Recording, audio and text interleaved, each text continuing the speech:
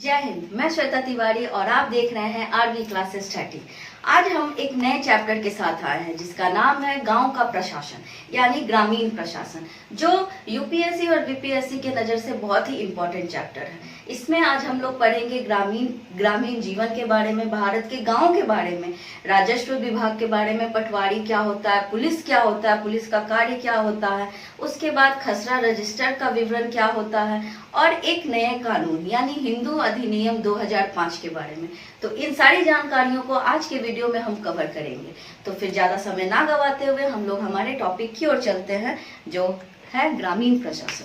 क्योंकि हम लोग सब जानते हैं कि भारत की 70% आबादी जो होती है गांव में निवास करती है, यानी कि भारत में लगभग 6 लाख से भी ज्यादा गांव हैं। और इतने बड़े गांव के प्रशासन को सुचारू रूप से चलाने के लिए हमारे सरकार ने, हमारे प्रशासन ने बहुत ही अच्छा प्रशासन तंत्र बना कर रखा है। यहाँ पर होने वाले विविध प्रकार के कार्यों को, जैसे कि पानी की सहूलियत पहुंचाना, बिजली को पहुंचाना, सड़क को निर्माण, स्कूलों का निर्माण, जमीनों के कागजातों का, दस्तावेजों की देखभाल, सुरक्षित सारे विवादों का निपटारा, इन सारी चीजों को करने के लिए इन्होंने एक प्रशासन तंत्र का निर्माण किया, प्रशासनिक ढांचा दिया।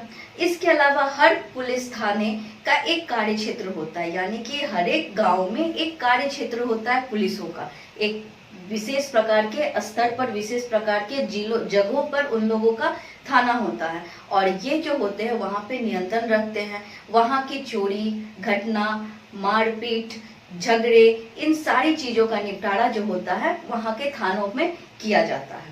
और इसका एक प्रमुख अधिकारी होता है जो थानेदार कहलाता है और वही अपने ढंग से प्रशासनिक कानूनों के दायरे में रह के प्रशासन को सुचारू रूप से चलाता है। तो इस प्रकार हम देखते हैं भारतीय गांव के सुचारू रूप से चलाने में पुलिस जो होती है, वहाँ की प्रशासन जो होती है, बहुत महत्वपूर्ण भूमिकाएं निभाती है। अब इसके बाद हम चलेंगे राजस्व विभाग के बारे में। जमीन को नापना, उसका रिकॉर्ड रखना और उसको सुचारू रूप से संचय कर बहुत अच्छे ढंग से रखना, ये सारी काम जो होती है राजस्व अधिकारी करता है, यानी कि राज्यसभा का प्रमुख अधिकारी जो होता है, जिसको हम लोग पटवारी के नाम से जानते हैं, कहीं कहीं इन्हें हम लोग लेखापाल के नाम से जानते हैं, कहीं इन्हें कर्मचारी कहा जाता है, कहीं इन्हें ग्रामीण अधिकारी कहा जाता है और कहीं इन्हें कानूनगो भी कहा जाता है। तो इस तरह से भिन्न भिन्न राज्यों में हम लोग भिन्न भिन्न नामों से इन्हें जानते हैं और इनका प्रमुख काम होता है जमीनों की दस्तावेजों का रखवाली करना, अच्छे से रखना और जमीनों को नापना। आमतौर पर पटवारी के पास खेत नापने के लिए अलग अलग तरीके होते हैं। कुछ जगहों पर एक लंबी लोहे की जंजीरों का इस्तेमाल करते हैं जिसका नाम जरीब होता है। अब यहाँ जरीब क्या होता है, ये प्रश्न उठता है। यूपीएससी और बीपीएससी के प्रश्नों को अगर आप देखेंगे तो उसमें अक्सर जरीब शब्द का यूज होता है और यह कहा जाता है कि जरीब शब्द किस चीज से जुड़ा हुआ है, तो वहां पर हम लोग कहेंगे भू व्यवस्था से, भूमि के नापन से। ठीक है, इस नापन को हम लोग कहते हैं जरीब, जिससे हम लोग कोई भी खेत होता है, कोई भी जमीन होता है, उसको नापा जाता है, जो लोहे की एक जंजीर होती है।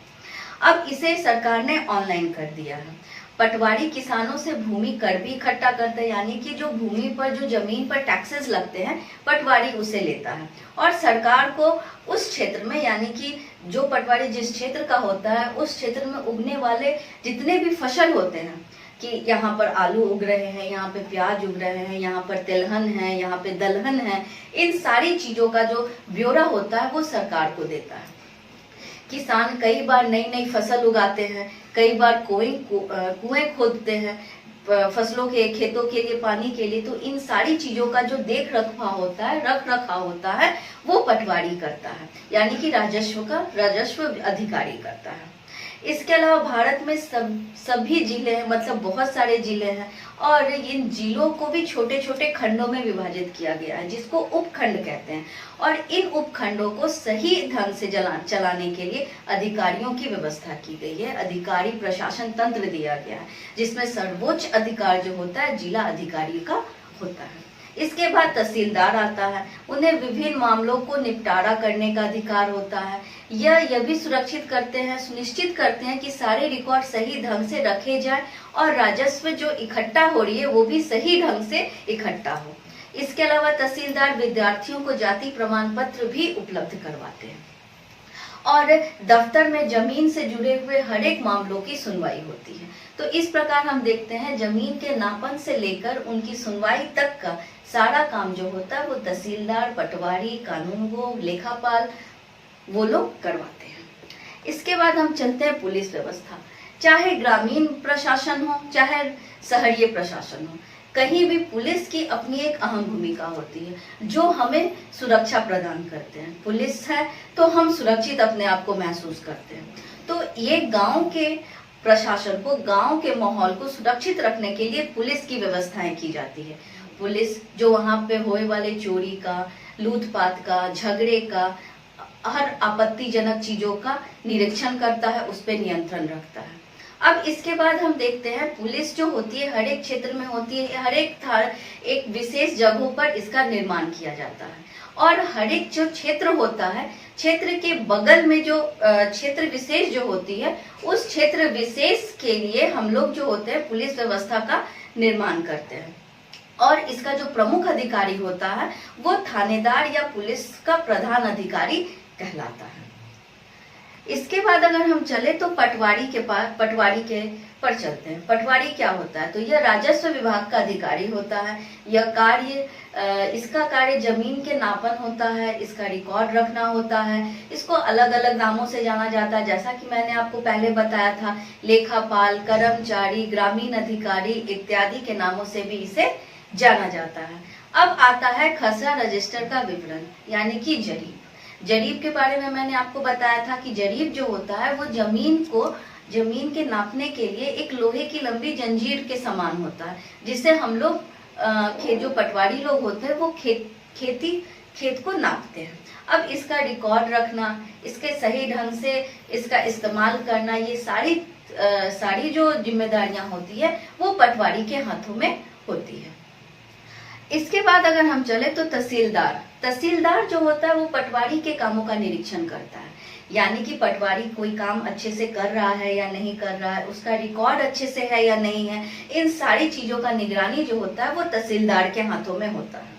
अब तहसीलदार जो होता है वो जाति प्रमाण पत्र भी उपलब्ध करवाता है, दफ्तर में जमीन से जुड़े हुए हर एक मामलों के निरीक्षण करता है और यह भी सुनिश्चित करता है कि किसानों को उनका अपना रिकॉर्ड का दूसरा जो डुप्लीकेट कॉपी होती है वो उपलब्ध हो सके।